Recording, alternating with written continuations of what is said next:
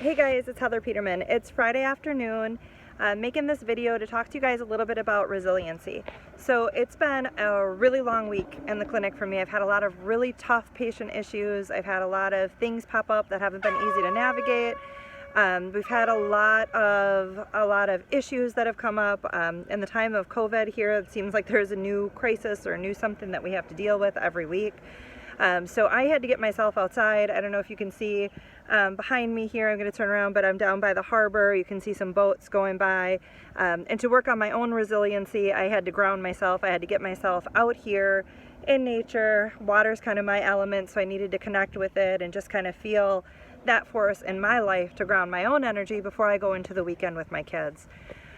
So what I've been seeing is just an increase in patient stress level, of course, and an increase in colleagues' stress level. And when you start to see that in people, you start to see that they may not be tolerating things the way that they used to. You may see that their habits are starting to change. They may dress a little bit differently. Their speech patterns may be different. Emails or communications may change. And oftentimes we as coworkers or we as people that are in each other's lives notice these things before people themselves notice them. So as we're starting to see bigger numbers of this shift occurring, I'm sure that you guys are seeing it in your own lives as well. And I just wanted to kind of bring in awareness, and I'm sure people already know that everyone is under a ton of stress. But I wanted to kind of bring that awareness back around to it so that you can start to recognize it in people that you love's life and in your own life, and that you can take some action when that starts to happen. So taking action is going to be working on your resiliency and working on grounding yourself and building yourself back up. And there's lots of different ways that you can do that. One way is just to give yourself a little time out for the day by using breath work. And breath work is really easy. It's just using your breath to calm your mind and your body and your spirit down. So one thing that you can do when you feel like things are really getting out of control and they're starting to spiral a little bit is just taking one 60-second block of time or 1 minute of time and slowing your breath rate down to 5 or 6 breaths per minute. Just doing that is enough to kind of snap your body out of that fight or flight mode and bring you back into what we call rest and digest in your nervous system, so that you can get out of dumping cortisol and your body can start utilizing hormones that help you feel good and help you relax and calm down. Another way that you can use breath work is just counting your inhales and how long you hold your breath and how long you exhale. So you can breathe in for 5 or 6 seconds. You can hold it for 6 or 7 seconds.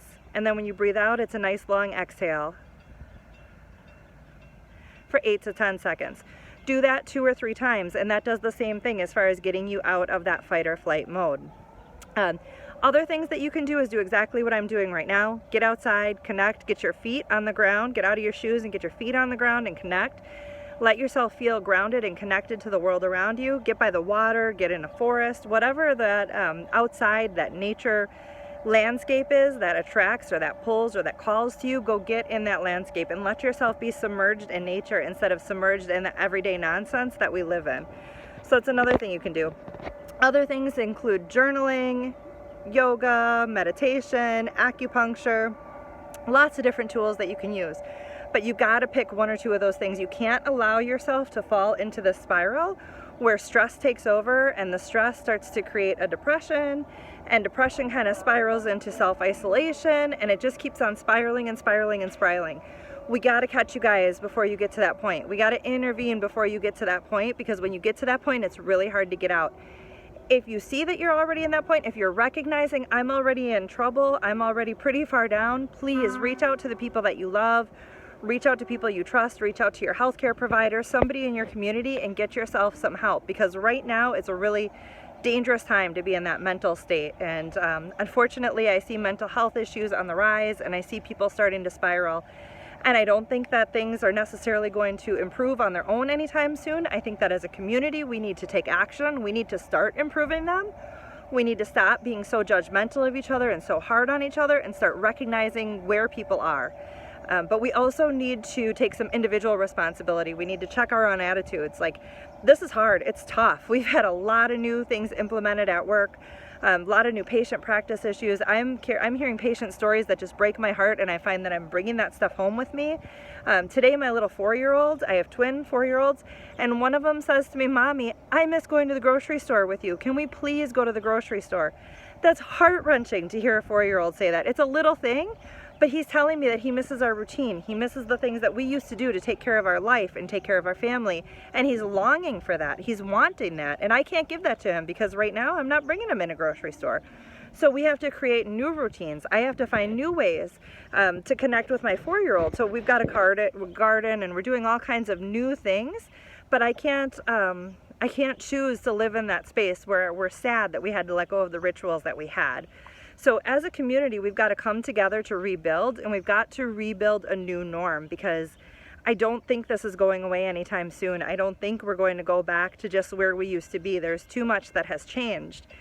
And if we allow ourselves to wallow in what used to be, and if we allow ourselves to sit here hoping that things will go back to where they were, we're going to become stagnant. And in Chinese medicine, stagnant is where disease happens. So we need to keep the momentum moving forward. We need to build our own resiliency so that we can keep on moving forward into a new reality, into a new state of mind that we create, where we can find love and peace and joy in every day. We can find those little things to make us smile. Because guys, with so much ugliness in the world right now, we got to find things that make us smile. We got to find light in every single day that we can shine out there into that world. If it's your kids, if it's your family, if it's your spouse, if it's your animals, if it's the fact that you woke up and you can take a deep breath and you can breathe air in.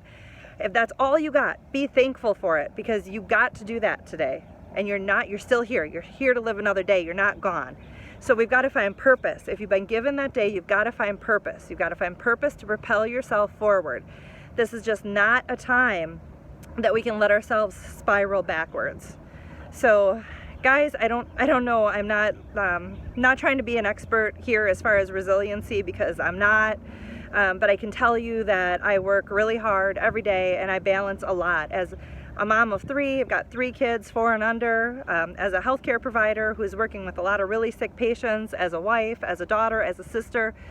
I got a lot of things on my plate, just like most of you do. And I have to find a way to be resilient so that I can be here for the people that I love, so that I can be here and show up every day for myself and show up every day for the people that depend on me. I've got to find a way to do that. And I'm just trying to spread that message with you guys that you've got to find it too. You can't allow yourself to give up. You can't let this spiral. You can't let yourself go backwards. You got to move forward. So please lean into the people around you, lean into your community. Keep an eye on your neighbor who maybe hasn't come outside in days or weeks, and you don't see them outside for anything other than to get your mail. Find a way to connect with them. Find a way to connect with the person at the grocery store who's pushing their cart in the back and maybe hasn't had anybody to talk to in the last 2 weeks because they're isolated from their social group. Say hi from across the store and find a way to engage, because you never know whose life you're changing just by doing that. So please guys, let's keep an eye on each other. Let's keep an eye on ourselves. Let's work on building resiliency, and let's work on building a new future together. That's all I got for you today. I'm going to get out even more and enjoy where I am, because it's beautiful out here, and I'm going to take some solace in that. And I'll see you guys next week on the new video, okay? Bye-bye.